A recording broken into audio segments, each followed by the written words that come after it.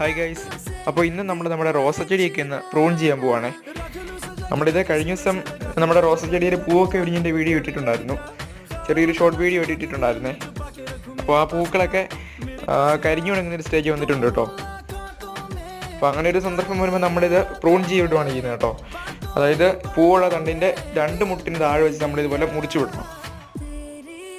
അതെന്താണ് ചെയ്യുന്നതെന്ന് ചോദിച്ചാൽ, ഈ പൂവെന്നുള്ള ഉണക്ക് പെട്ടെന്ന് തന്നെ തണ്ടരോട്ടും കയറി പിടിക്കും, പ്രത്യേകിച്ച് ഈ വേനൽക്കാലത്ത്.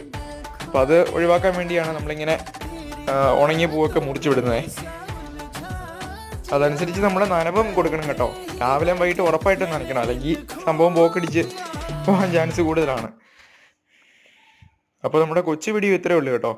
വീഡിയോ ഇഷ്ടപ്പെട്ടാൽ ആദ്യമായിട്ട് കാണുന്നത് നമ്മുടെ ചാനൽ സബ്സ്ക്രൈബ് ചെയ്യാൻ മറക്കല്ലേ. അതുപോലെ മുന്നോട്ടുള്ള സപ്പോർട്ടും പ്രതീക്ഷിക്കുന്നു. അപ്പോൾ നമ്മൾ ഉടനെ തന്നെ വേറൊരു വീഡിയോ ആയിട്ട് കാണാവേ.